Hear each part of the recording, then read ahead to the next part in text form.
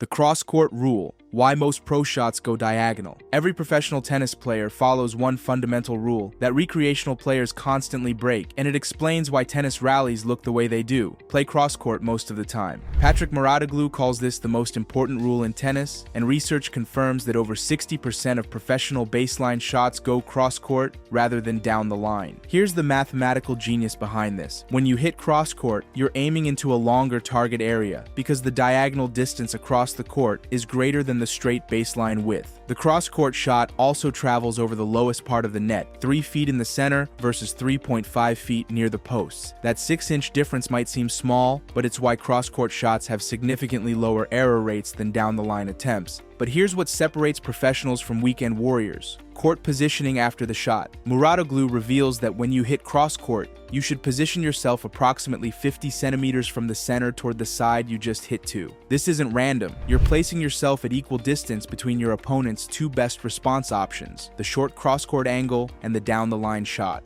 Professional players are never in the center of the court, except when they play deep down the middle. Watch any match and you'll see this pattern. Hit cross-court, move slightly toward that side, prepare for the response. This positioning allows them to cover both possible shots with minimal movement. The cross-court advantage becomes even more pronounced when you consider recovery time. After hitting cross-court, a player needs minimal repositioning. After hitting down the line, they must move significantly to cover their opponent's cross-court response, the most likely reply. This explains why recreational players struggle so much. They try to hit down the line frequently because it looks aggressive, but they're choosing the lower percentage shot and then failing to reposition properly for the inevitable cross-court response. The weakness hunter. How pros systematically exploit opponents. Here's a secret that will transform how you watch professional tennis. Every player has detailed scouting reports, identifying exactly where their opponents struggle most, and they attack those weaknesses with surgical precision throughout the entire match. This isn't just strategy, it's systematic breakdown.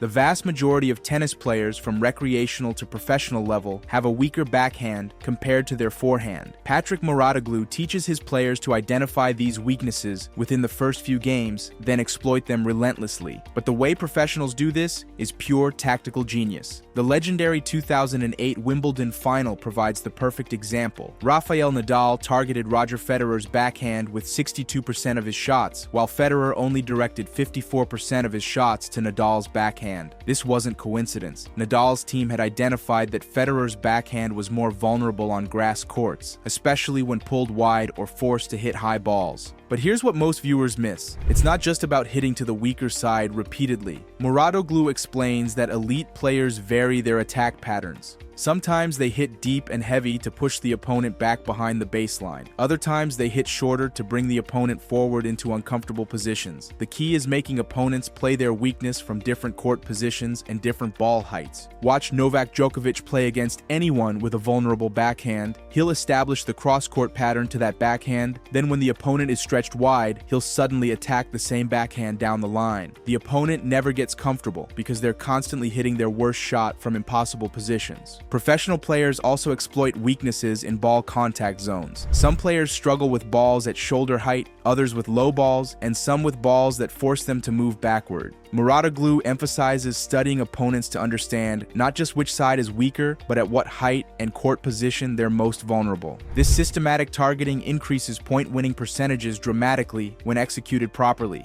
If you are loving this video, please click the hype button on your mobile screen and help us to reach out to more tennis fans. Done? Let's continue. The court geometry master. Positioning that controls points. Here's something you've never consciously noticed but see in every professional tennis match. Players almost never stand in the center of the court. There's a geometric principle behind this that recreational players completely ignore, and it explains why some players always seem to be in the right place at the right time. Patrick Mouratoglou reveals the positioning secret that governs professional tennis. You must always stand at equal distance between your opponent's two best shot options. When you hit cross-court, your opponent can either hit a short cross-court angle or go down the line. If you stand in the center of the court, you're too far from the short cross-court angle. The ball will bounce and you'll be hitting it outside the court boundaries. The optimal position is approximately 50 centimeters from the center toward the side you just hit to. This positioning allows you to reach both the short cross-court angle and the down-the-line shot in equal time. Professional players make this adjustment automatically after every shot, which is why they appear to have supernatural court coverage. But here's where the geometry becomes even more sophisticated. When players hit close to the sidelines with a sharp cross-court angle,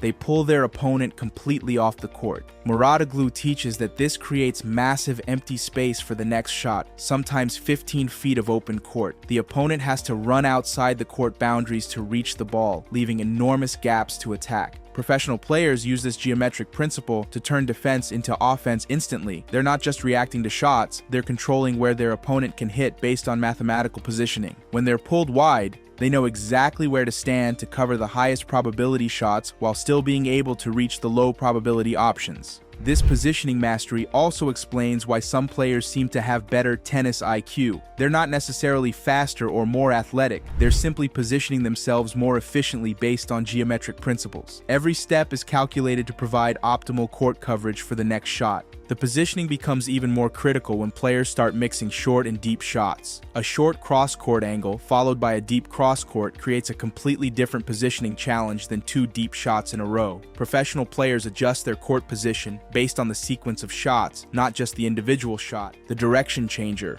when and how to switch sides. Now we reach the most exciting moments in tennis, when players suddenly change direction and go down the line. But here's what separates professionals from everyone else. They don't randomly decide to change direction. Patrick Muratoglu identifies exactly 3 situations when pros break the cross-court rule, and understanding these will revolutionize how you watch tennis. The first situation is against opponents who are poor movers. Some players are incredibly effective when they're set in position, but lose significant effectiveness when forced to run. Even at the professional level, certain players struggle when constantly changing direction. Against these opponents, you change direction frequently to keep them moving and prevent them from settling into their preferred shots. The second situation is tactical, when you want to change the pattern of the rally. Matteo Berrettini's signature move perfectly demonstrates this principle. He slices his backhand down the line to his opponent's backhand, forcing them to hit to his massive forehand. But here's the crucial detail that Muratoglu emphasizes. When you change direction tactically, you must hit high, deep, and with spin to give yourself time to move to the new court position. This is where most recreational players fail. They try to change direction with pace, but then they don't have time to reposition properly for the next shot. Professional players understand that tactical direction changes require sacrificing some pace to gain positioning time. The third situation is for the attack, when your opponent is pulled wide and you have empty court to target. But here's the timing secret that makes this tactic devastatingly effective. You must take the ball early. If you wait for the ball to bounce and reach its peak, your opponent has time to recover and the open space disappears. Muratoglu emphasizes this timing principle repeatedly. When you see the opening, you must strike immediately. Take the ball on the rise, steal time from your opponent, and hit into the space while it still exists. Professional players practice this timing endlessly because the window of opportunity is so brief. The down-the-line shot also serves another purpose. It forces your opponent to hit cross-court from a defensive position, often resulting in a shorter ball that you can attack. The time thief, speed versus spin strategy. Here's a concept that will completely transform how you understand tennis. The game isn't about hitting the ball hard, it's about controlling time. Professional players are constantly either stealing time from their opponents or buying time for themselves, and they do it in ways that most viewers never notice. Patrick Muratoglu teaches 2 fundamental time strategies that separate professionals from recreational players. First, heavy topspin pushes opponents well behind the baseline, giving you extra time to prepare for their next shot. When players hit with extreme topspin, they're not just trying to create a difficult bounce, they're buying themselves precious milliseconds to recover and prepare. The second strategy is the opposite, taking the ball early to steal time from your opponent. Players who consistently take the ball on the rise force their opponents to react faster than they're comfortable with. This time pressure leads to rushed shots, poor positioning, and increased errors. But here's the sophisticated part that demonstrates true tactical mastery. You can use both strategies within the same rally. Hit heavy topspin to push your opponent back and buy yourself recovery time. Then when they hit short, take the ball early to steal their time and pressure them into errors. Muratoglu calls this time manipulation, and it's why some players always seem one step ahead of their opponents. They're not necessarily hitting harder or running faster. They're controlling the rhythm and timing of the entire point. Professional players also use time control to disrupt their opponent's preferred patterns. Some players love to have extra time to set up their shots. Against these players, you consistently take the ball early and play with faster pace to prevent them from getting comfortable. Other players prefer quick exchanges, so you slow down the pace with heavy spin and high balls to disrupt their timing. The ability to vary time within a match is what separates good players from great ones. They can speed up when they need to pressure their opponent and slow down when they need to recover or disrupt rhythm. This time control often determines match outcomes more than pure power or speed. If you are loving this video, subscribe to our channel and help us reach 5,000 subs by month's end. The mind game, psychology that wins matches. Here's the most important tactic that commentators rarely discuss. Tennis matches are won and lost in the 20 seconds between points, not during the rallies themselves. Professional players use specific psychological tactics to disrupt their opponents mentally, and once you know what to look for, you'll see these mind games everywhere. Rafael Nadal's pre-serve routine provides the perfect example of psychological control. His deliberate multi-step process, towel, water bottles, adjusting his hair, then serving, isn't obsessive behavior. It's tactical warfare designed to control the pace and rhythm of the match. When Nadal is allowed to execute his routine at his preferred pace, he settles into his optimal mental state, and his serve becomes more effective. But the psychological impact works both ways. When opponents are forced to wait for Nadal's deliberate pace, their own rhythm gets disrupted. They have extra time to think about pressure situations, which often leads to overthinking and tension. The longer the pause, the more time opponents have to imagine what could go wrong. Patrick Mouratoglou teaches that rhythm disruption is one of the most powerful weapons in tennis. Some players deliberately slow down the pace when their opponent is playing well, breaking their momentum and confidence. Others speed up when they're losing to prevent their opponent from settling into a comfortable groove. Professional players also use body language as a psychological weapon. They never show frustration after missing easy shots because they know their opponent is watching for signs of weakness. Instead, they project confidence even when struggling internally. This mental toughness often influences their opponent's shot selection and risk-taking. The psychological battle extends to shot selection as well. Players will sometimes hit to their opponent's strength early in the match to make them overconfident, then switch to attacking weaknesses when it matters most. They'll also vary their serving patterns to keep opponents guessing and prevent them from settling into return rhythms. These mental tactics can swing match outcomes significantly,